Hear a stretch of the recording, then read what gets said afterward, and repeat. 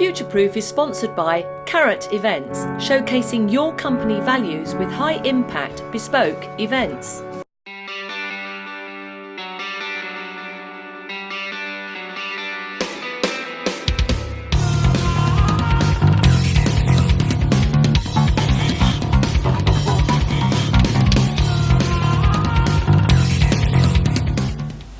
Hello and welcome to Futureproof. Thank you for joining me, Sarah Hopwood, as I continue these business television programmes talking about future-proofing and indeed the merits of emotional intelligence.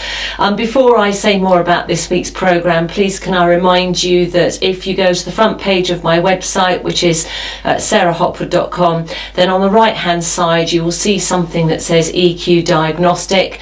Please click on that and that will take you straight through to an electronic questionnaire where you can see how emotionally intelligent you are or not, but also there are many other resources there too. It's just a bit of fun.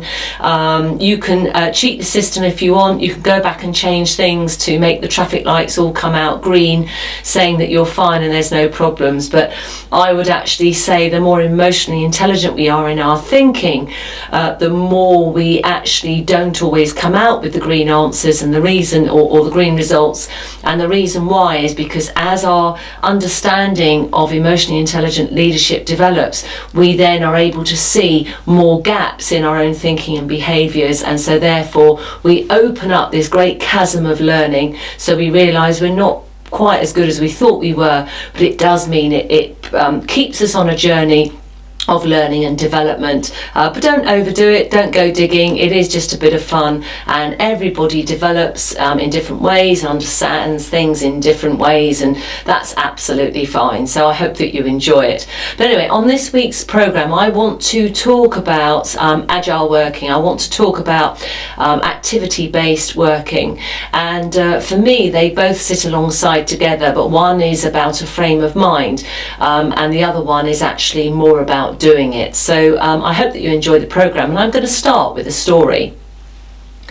The story I want to start with is actually in some documentation that I have here, and I'm going to read it out to you, and it's actually a case study, and it starts off by saying at the moment, Agile is at the core of a working day characterised by frequent and incremental delivery of product, ongoing reassessment of and adaptation of plans. So this is the definition of Agile. So I'm just going to say it again. So Agile working, you think of somebody who is agile, they're running around if you like and they're light on their feet, and the story actually explains why Agile is so good. So here's the definition again. Agile is at its core a way of working characterized by frequent and incremental delivery of product, ongoing reassessment of and adaptation of plans. Once you have a pretty good idea of what you're taking to market and what the underlying business models look like, you can start to deliver proposed feature sets, but engage customers all the while that you don't over deliver. So that you don't over deliver. So Agile actually, more than anything else, enhances and enables us to have a much better relationship with our customers. And here is the story. So here is the why, if you like. A classic case study is from Jess Sutherland's book Scrum, and it tells the story of an agile developer who won a £10 million 20-month contract to deliver software to a large construction company, and if the construction company wanted to terminate, they could do so at any time and simply just pay 20% of the value remaining in the contract. The agile developer got to work focusing on high-value features first. After just a third of the month, the 1.5 million build, the construction company terminated the contract because they had received the main value that they had desired. So in other words, the developer started with high value, which satisfied the customer very, very quickly. So they paid the remaining 20% on the 1.7 million for a total of 3.2 million of the 10 million contract. So some in that frame of mind will think that they have been done, but not so here. So the developer also won. their profit margin soared from a forecast of 15% in the original contract to 60%. They now had 17 months free to go and bid again, win and deliver other work in the same manner. This flies in the face of the traditional requirements definitions, which see teams sticking to a script of features regardless of the incremental value or the lack thereof that delivering subsequent features actually deliver. So agile working is very, very much about focusing on the outcomes, not the output. And this is huge. I see it all the time where people will say how busy they are and they need more time in their day, or they can't do a job because they're so busy.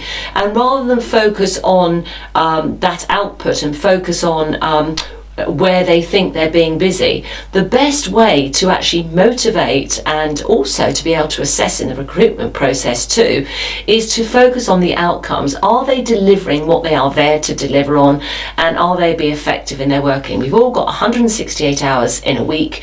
Why is it the Richard Bransons of this world can be so effective, yet other people aren't so effective with their time? And time is a terrific leveler. You can't buy anymore, you can't sell it, we all have exactly the same amount of time.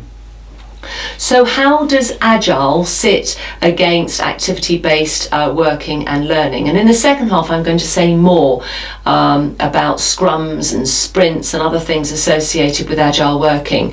But in its raw terms, I believe that Agile working is very much around the values of the business, that is very, very customer focused. All we want to do is give the customers the best value that we can.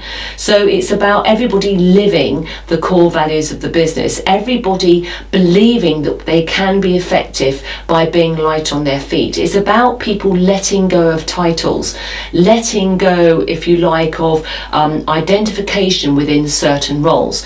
So an example of that is typically if you've got a project team working on something, typically the same kind of people are put on that project team, usually because they're hardworking, they're effective, they're proactive. But Agile working in a way challenges that and we'll say, but have we got the right people? Where is the creative thinking? Where is the left field thinking? Where's the person who blows everything out of the box? And so they really help us, if you like, the agile thinkers, think about getting the right people in the room. And so intuitively, it's not always the people that you think, but I think we are very, very right to be challenged. And the activity-based working, that is then about the activities, about hot desking, as I say, losing possessions on things in the office so that everything that is going on is to the benefit of the business, to the benefit of the customers, and we move away from the me. So a case study where I've worked with that is where, and I've mentioned it in a previous programme, is where the whole business was trying to embrace agile working, and there were some that kept referring it to agile. We're talking about doing agile. We have had a complete revamp. The whole office has been refurbished for agile working, and there are others in the same business that were saying we've had a refurbishment for activity-based working. We are rethinking our strategies for activity-based working, and just hearing their own dialogue, you could tell there was still some kind of confusion about what agile actually meant and how that sat with activity-based working. I need to say straight away, I'm not an expert, so in my simple mind, the way that I sold it to them is that agile working is thinking with agility, being light on our feet and thinking of all the different ways that we could do it.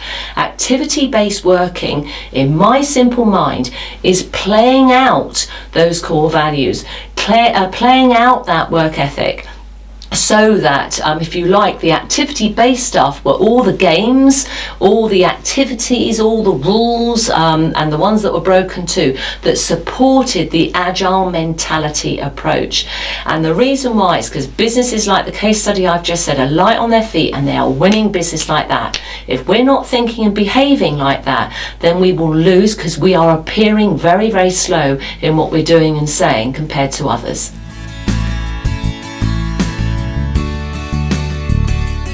EQ, emotional quotient, is better known as emotional intelligence. It is a tangible tool that can sit alongside your services or your product, and it can be taught. Leaders with high EQ have less stress, they're more effective, and they earn more money. There's a great saying, just because we have pains, it does not give us permission to be a pain. I believe that teaching emotional intelligence has a direct impact on your sense of success and your net profits. EQ will empower you and your workforce to drive the change that you want. Change brings transition. EQ can help unpack what's holding you back and speed up that period of transition.